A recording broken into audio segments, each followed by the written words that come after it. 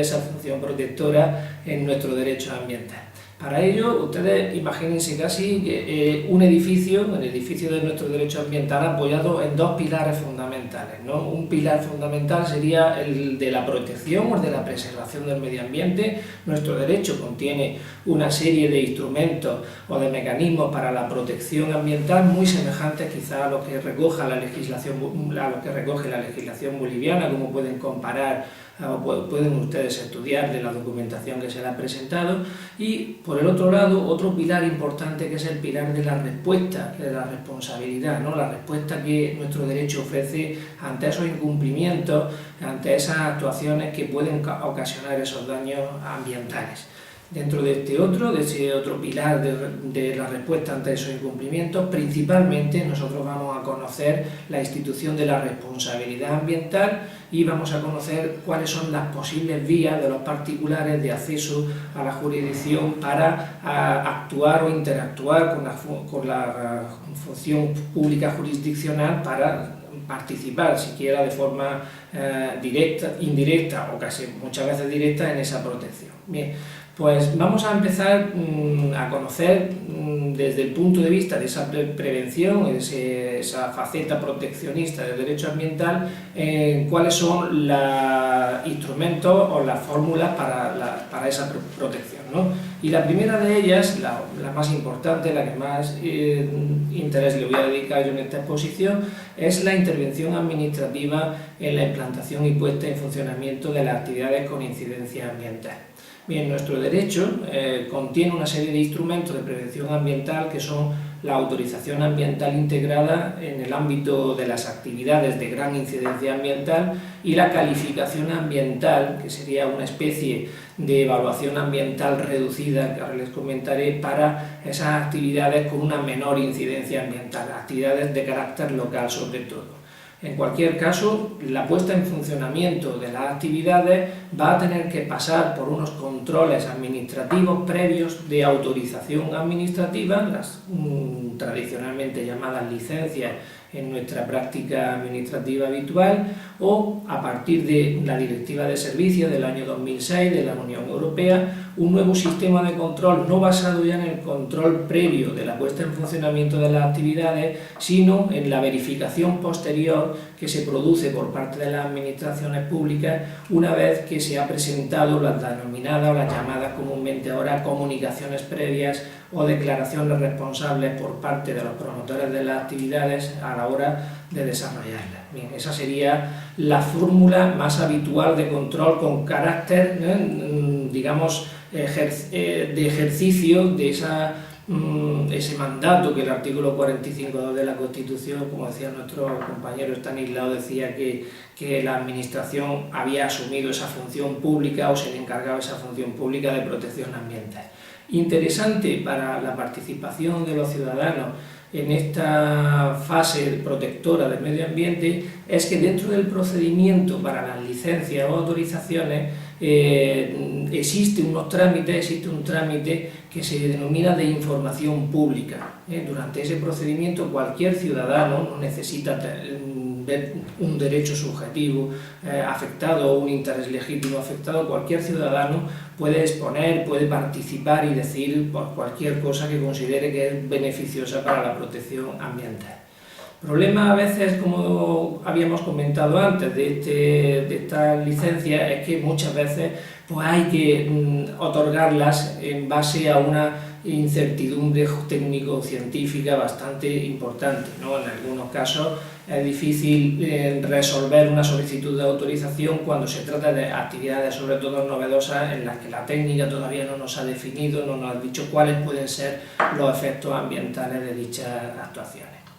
En cuanto a esta evaluación o este tipo de actuaciones previas de control de la puesta en funcionamiento de las actividades, el instrumento de prevención más específico que regula o reconoce nuestro derecho es la evaluación de impacto ambiental. Una evaluación de impacto ambiental que ahora, por virtud de una nueva legislación que tenemos del año 2013, es muy reciente, se ha unificado lo que es la evaluación de proyectos y actividades y la evaluación de planes y programas desarrollados por la Administración Pública. En cualquier caso, ambas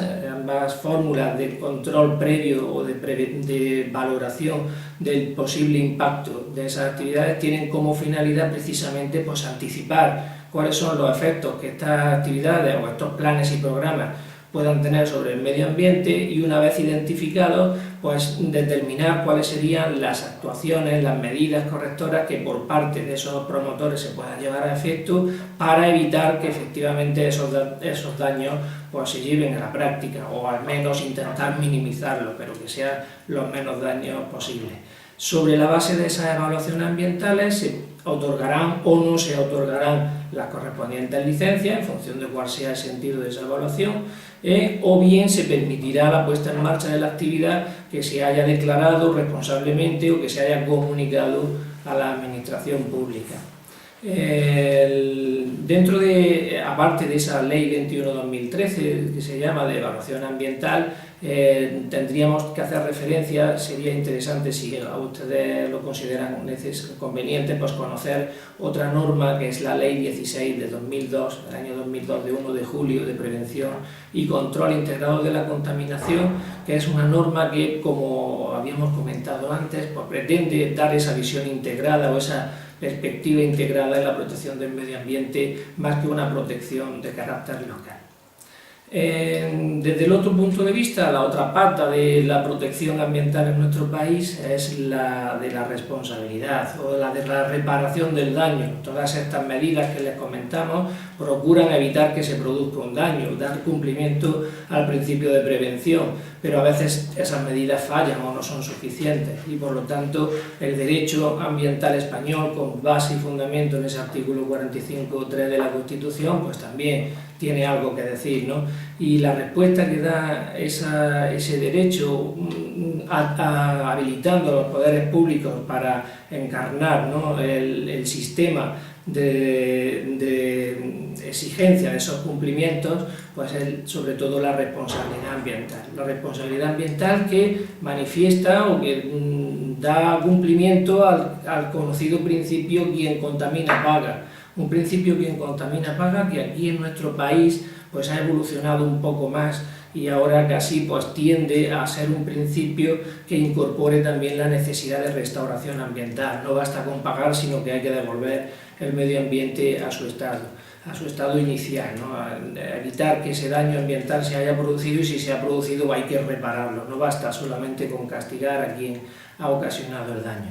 El otro mecanismo de responsabilidad o de tutela ante los incumplimientos es la tutela judicial, precisamente, la impugnación ante las diferentes jurisdicciones españolas por parte de los particulares de los incumplimientos que se han producido, de las que también espero poder comentarles alguna cosita. Bien, en el caso de la responsabilidad, tenemos que tener en cuenta la importancia que tiene la indefinición inicial del concepto o la indefinición inicial del medio ambiente y por lo tanto del daño ambiental. Si no tenemos claro cuál es el concepto de medio ambiente o adoptamos un concepto amplio o reduccionista, antropocéntrico o ecológico de medio ambiente, pues puede variar un poco cuál sea la consideración de ese daño ambiental y por lo tanto cuál sea la respuesta. En cualquier caso, siempre, como ha dicho el profesor Arana, hay que estar a lo que dice la legislación en concreto la legislación que en cada ámbito regula cada uno de los sectores que definen exactamente cuál es el objeto de protección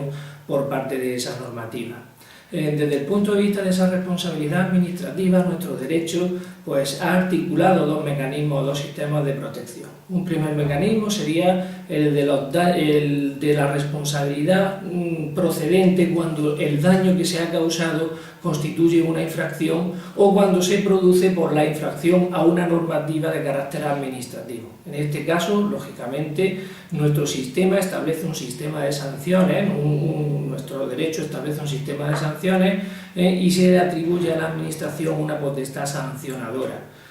consistirá, por lo tanto, esa responsabilidad administrativa en la imposición de una multa, que por otro lado va a dar una satisfacción a ese principio, quien contamina paga, y además permitirá a nuestra legislación incorporar la posibilidad de exigir a esos responsables que han realizado esa infracción administrativa la reparación de ese daño, la restauración ambiental. Esa responsabilidad administrativa, en este caso, cuando se ocasiona por infracción un daño, es una responsabilidad que es perfectamente compatible con la responsabilidad civil, la responsabilidad por los daños no ambientales, pero sí causados a particulares a consecuencia de haber originado un daño ambiental, pero será una responsabilidad incompatible con la responsabilidad penal por aplicación del principio conocido ne bis in idem.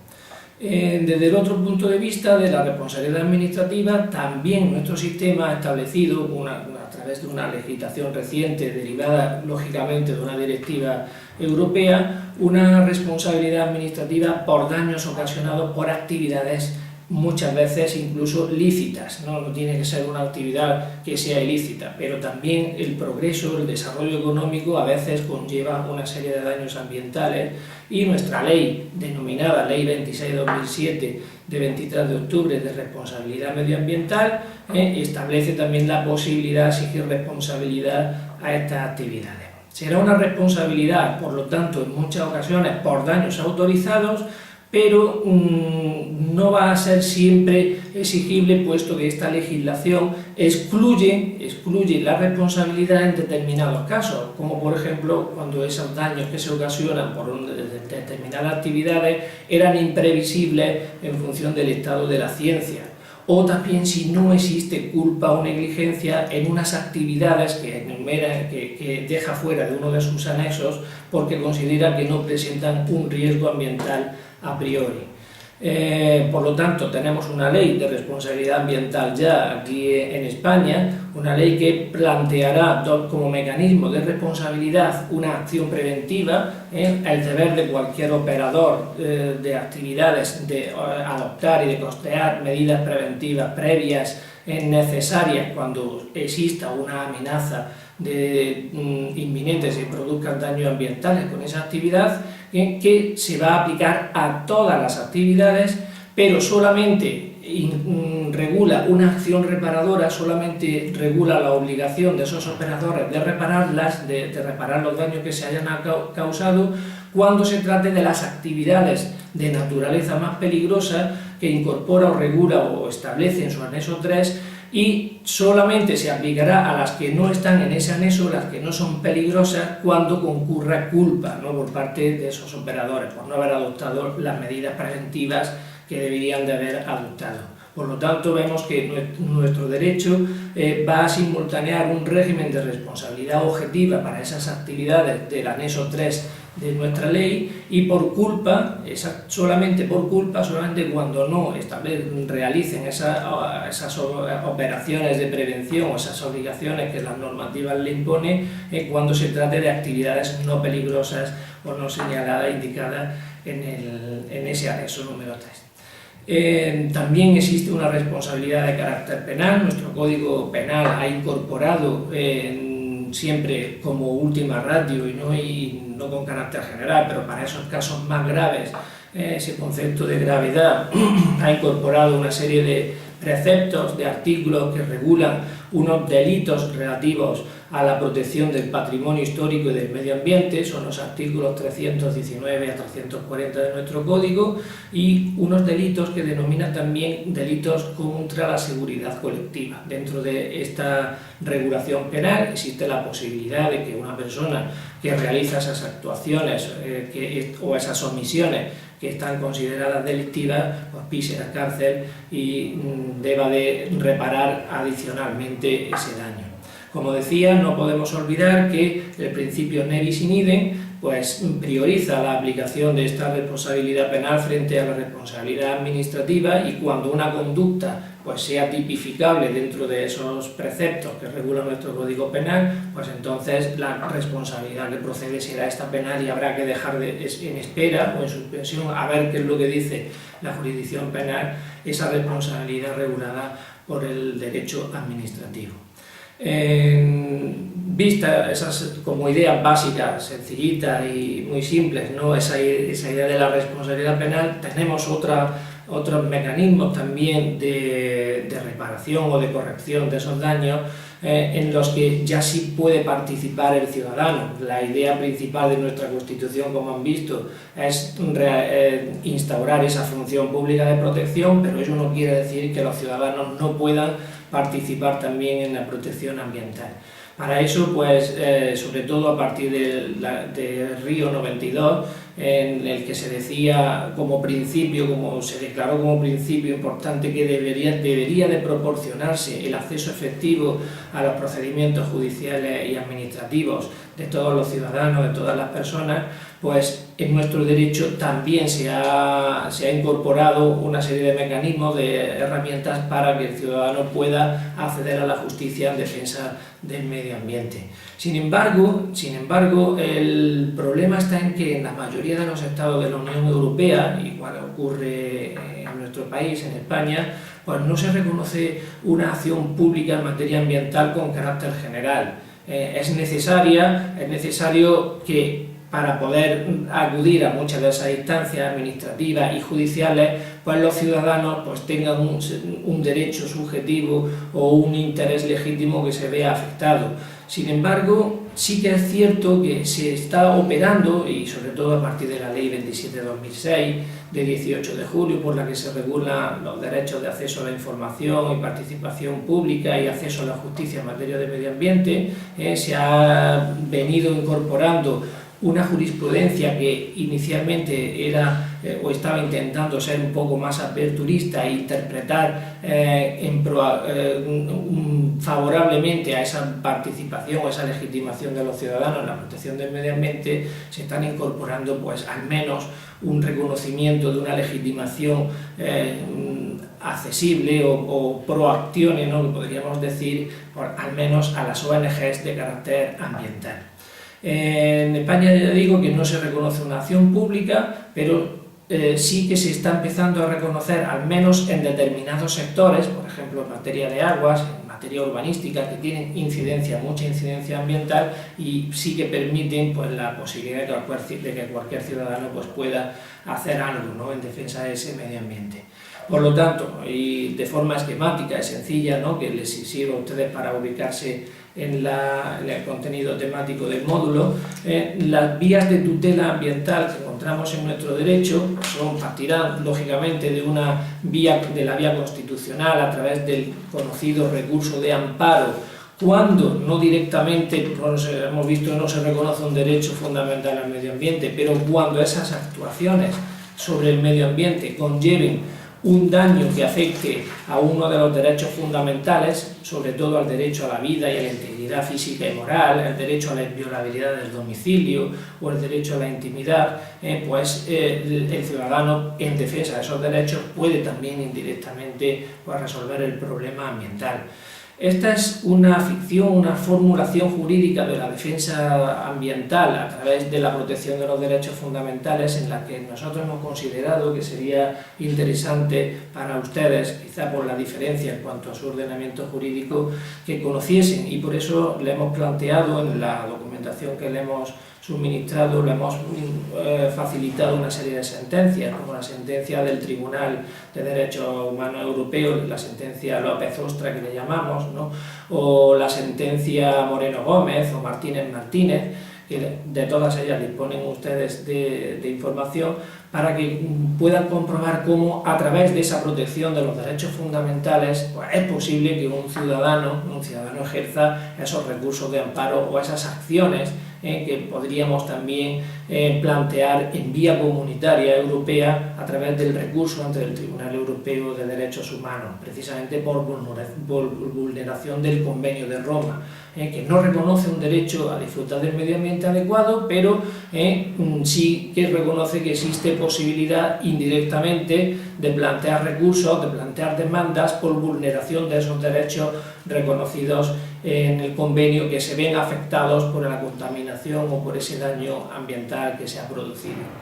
Tenemos también, desde el otro punto de vista, así intentando hacer una graduación de vías de tutela ambiental, una posibilidad de acudir, por lo tanto, a la vía penal en el ejercicio de la acción por esos delitos ambientales que hacía referencia anteriormente, sobre todo de los artículos 25 y siguientes, y una especie de reconocimiento de acción popular, para algunos casos en el ámbito penal, en este caso sí, en los que existe la posibilidad de legitimación de asociaciones o de ONGs que protejan o que tengan entre sus fines estatutarios la protección ambiental. Ello no obsta que exista también una posibilidad de acceso a la jurisdicción civil, una vía civil, por virtud de esas relaciones de vecindad de las que hablaba el profesor Arana, en el ejercicio de acciones de cesación o de responsabilidades por actividades molestas. Pero en este caso, eso sí, la responsabilidad civil requiere siempre legitimación, requiere siempre que exista un derecho subjetivo, ¿no? Y por lo tanto, pues es necesario que el ciudadano, la persona que quiera utilizar estas vías, pues se haya visto perjudicado en su patrimonio o en su persona por esas actuaciones ambientales. La otra vía de actuación de tutela ambiental sería la vía administrativa. Directamente en la vía administrativa, ante la administración pública, ejerciendo lo que se denominan aquí denuncias a la administración, denuncias que pueden dar lugar a ese procedimiento sancionador del que le hablaba antes, pero no se reconoce en nuestra legislación, salvo los supuestos específicos en los que se ha regulado esa acción pública, no se reconoce la naturaleza de interesado al denunciante en ese procedimiento sancionador, aunque sea una ONG o una asociación. Una vez agotada la vía administrativa en España, existe también la posibilidad de acudir a la jurisdicción, al sistema judicial contencioso administrativo, en actuación de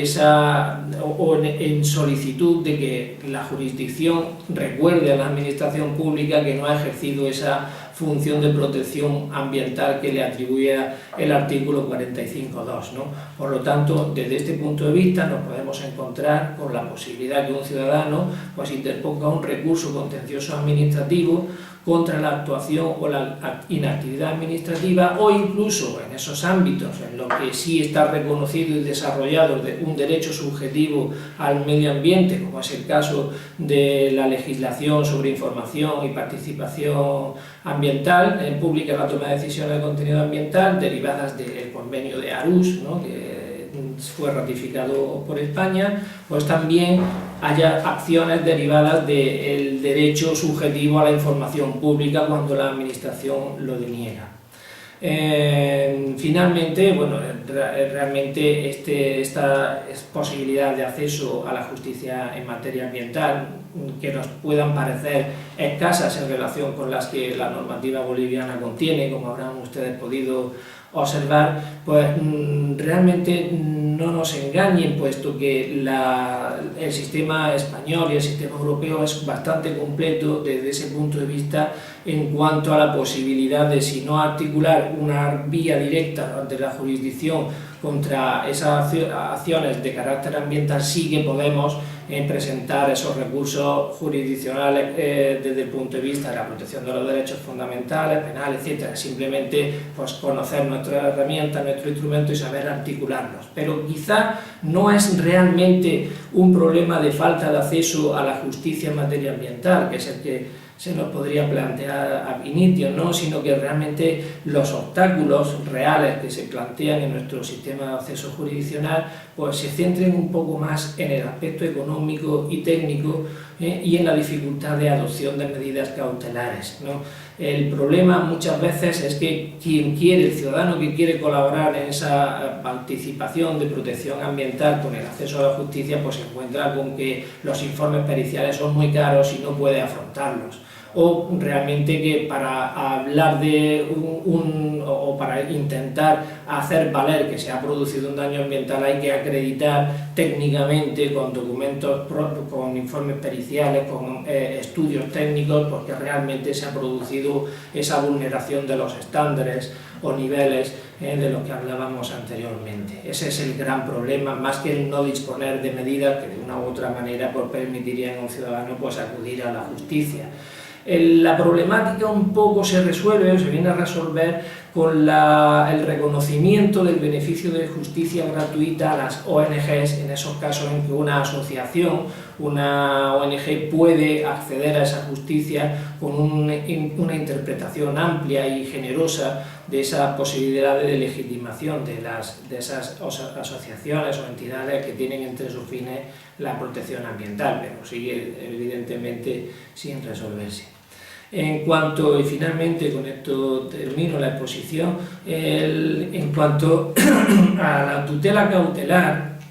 o a la posibilidad de que antes de que se resuelvan esos procedimientos judiciales instados por los ciudadanos puedan adoptarse medidas cautelares, al menos indicarles que en nuestro país y en nuestra jurisprudencia pues hay tres cuestiones que pueden resultar de interés al respecto. El primero es que por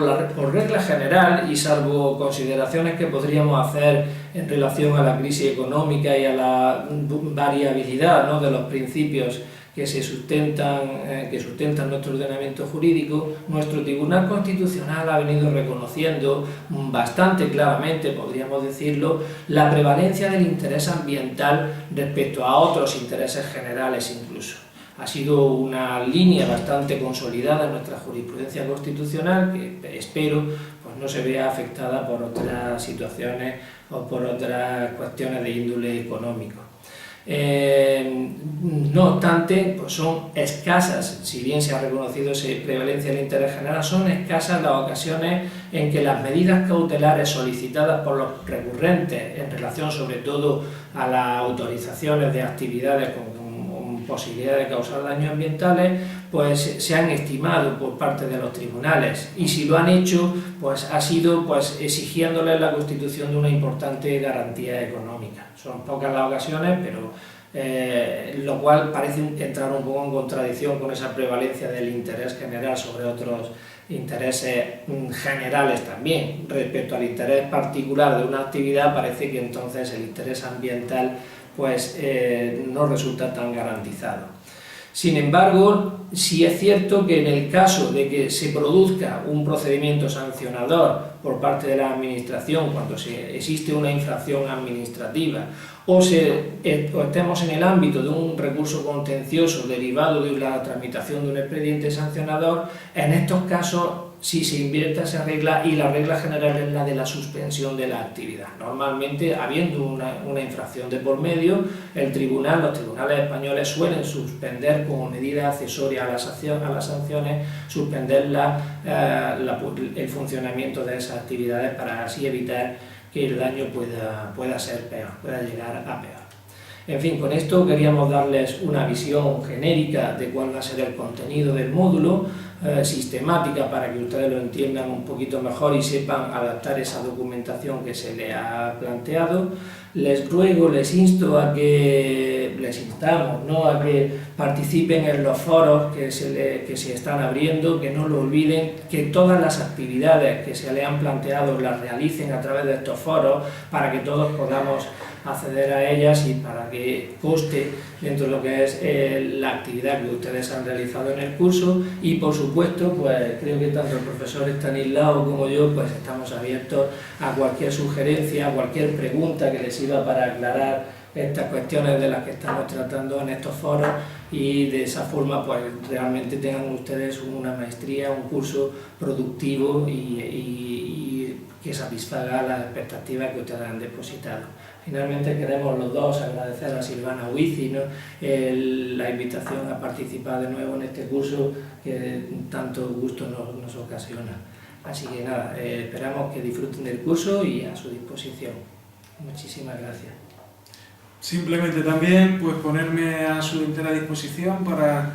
solventar, como decía el profesor Conde, cualquier duda, cualquier sugerencia, y sobre todo pedirles una cosa, es que disfruten y que se tomen con seriedad y rigor el curso. Es un esfuerzo muy grande el que realiza la Universidad Andina para poner a su disposición una maestría con profesores que también vienen de fuera y supone para todos un esfuerzo importante, y creo que deben de aprovecharlo y leer con rigor y con ilusión toda la documentación que se les ha aportado. Nada más, que disfruten y aprendan todo lo posible. Muchas gracias.